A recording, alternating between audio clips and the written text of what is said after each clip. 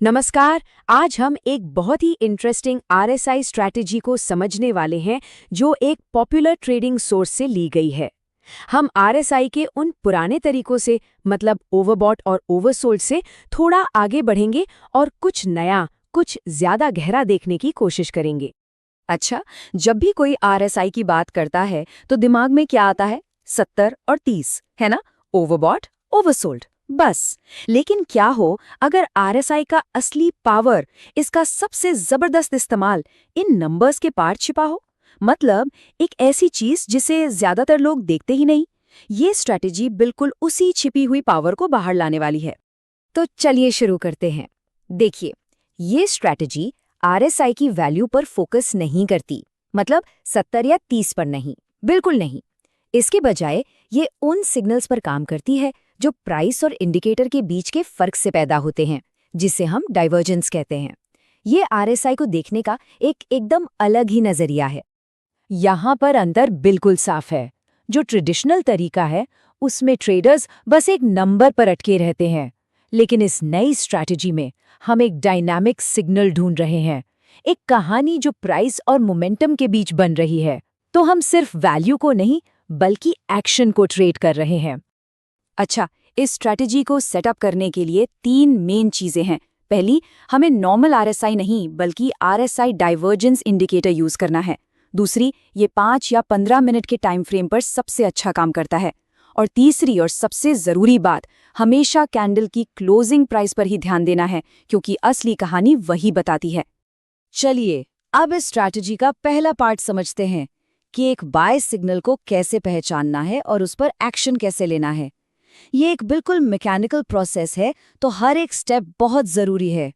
तो action plan क्या है? देखिए, बहुत सिंपल है। स्टेप 1, हमें चार्ट पर एक बुल सिग्नल का इंतजार करना है।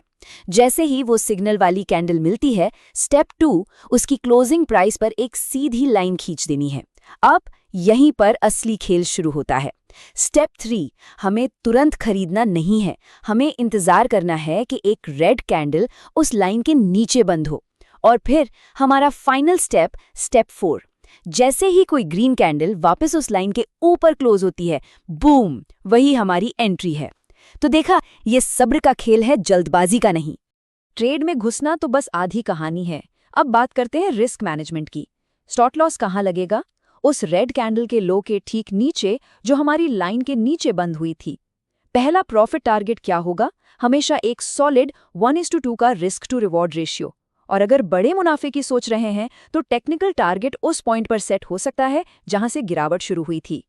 ठीक है, अब जब बाय सेटअप समझ आ गया है तो सेल सेटअप समझना तो बच्चों का खेल है। ये बस उसी प्रोसेस का उल्टा है, बिल्कुल मिरर इमेज। चलिए देखते हैं कि शॉर्ट सेलिंग का मौका कैसे पकड़ना है। ये बिल्कुल बुलिश सेटअप का आईना है। हम एक बेयर सिग्नल ढूंढते हैं, क्लोजिंग प्राइस पर अपनी लाइन खींचते हैं, फिर इंतजार करते हैं कि प्राइस लाइन के ऊपर जाए, और जैसे ही प्राइस वापस लाइन के नीचे क्लोज होती है, हम सेल कर देते हैं। नियम वही है, बस डायरेक्शन उल्टा है। सिंपल। बेयरिश ट्रेड के लिए स्टॉप लॉसेस ग्रीन कैंडल के हाई के ठीक ऊपर रखा जाता है, जो लाइन के ऊपर क्लोज हुई थी। और यहाँ भी हमारा पहला टारगेट है 1:2 का रिस्क रिवॉर्ड, और टेक्निकल टारगेट वो निचला पॉइंट है जहां से अपट्रेंड शुरू हुआ था। तो अब तक तो ये एक अच्छी स्ट्रैटेजी लग रही है ना? लेकिन इसका जो असली जादू है वो ड्यूअल कन्फर्मेशन में छिपा है। यही वो एक चीज है जो इसे बाकी सबसे अलग बनाती है और इसकी एक्यूरेसी को बढ़ाने के लिए डिजाइन की गई है। ये जो लाइन है ना, ये इस पूरी स्ट्रैटेजी का दिल है। मतलब सिग्नल मिलते ही कूद पड़ने के बजाय हम मार्केट को चैलेंज कर रहे हैं कि अपनी ताकत साबित करो। हम प्राइस से कह रहे हैं कि पहले हमारी लाइन को तोड़ो और फिर उसे वापस जीत कर दिखाओ। तो इसके पीछे की साइकोलॉजी समझिए। ये एक तरह का ट्रैप है। जब प्राइस पहली बार हमारी लाइन तोड़ती है तो बहुत से नए ट्रेडर्स पैनिक में आ जाते हैं, गलत ट्रेड ले लेते हैं। ये स्ट्रैटेजी इसी पैनिक का फायदा उठाती है। हम आराम से इंतजार करते हैं जब तक मार्केट इन कमजोर हाथों को बाहर नहीं फेंक देता, और फिर एक मजबूत कन्फर्मेशन के साथ एंट्री करते हैं। ये एक साइकोलॉजिकल एज लेने जैसा है। ठीक है, तो अब जब हमने पूरी स्ट्रैटेजी को समझ लिया है तो एक छोटा सा क्विज हो जाए। इससे ये पक्का हो जाएगा कि सारे मेन पॉइंट्स एकदम क्लियर है। तैयार? पहला सवाल, जो शुरुआती हॉरिजॉन्टल लाइन है उसे किस प्राइस पर खींचा जाता है? ओपन, हाई, लो या क्लोज? सोचिए। सही जवाब है सिग्नल देने वाली कैंडल की क्लोजिंग प्राइस पर। अगला सवाल, ये सही है या गलत कि बुल या बेयर सिग्नल दिखते ही ट्रेड में घुस जाना चाहिए? और इसका जवाब है बिल्कुल गलत। इस स्ट्रैटेजी की जान ही ड्यूअल कंफर्मेशन सेटअप का इंतजार करना है। और आखिरी सवाल, इस स्ट्रैटेजी के हिसाब से किसी भी ट्रेड के लिए पहला प्रॉफिट टारगेट क्या होना चाहिए? सही जवाब है 1:2 का रिस्क टू रिवॉर्ड रेशियो। बहुत बढ़िया, मुझे उम्मीद है कि सबके जवाब सही होंगे। तो अब जब हमने स्ट्रैटेजी को समझ लिया, टेस्ट भी कर लिया, तो कुछ बहुत बहुत ज़रूरी बातों पर ध्यान देना भी उतना ही ज़रूरी है। ट्रेडिंग में हमेशा रिस्क होता है, इसलिए इस जानकारी को पूरी जिम्मेदारी के साथ समझना बहुत ज़रूरी है। हाँ, तो एक बहुत ज़रूरी बात, इसे प्लीज़ ध्यान से सुनिए। ये कोई फाइनेंशियल एडवाइस नहीं है, ये सिर्फ एक स्ट्रैटेजी का एनालिसिस है ताकि सब कुछ अच्छे से समझ आ सके। ट्रेडिंग में रिस्क हमेशा रहता है, बहुत ज़्यादा। तो कोई भी असली पैसा लगाने से पहले खुद रिसर्च करना, नोट्स बनाना और सबसे ज़रूरी पेपर ट्रेडिंग पर प्रैक्टिस करना बहुत बहुत ज़रूरी है।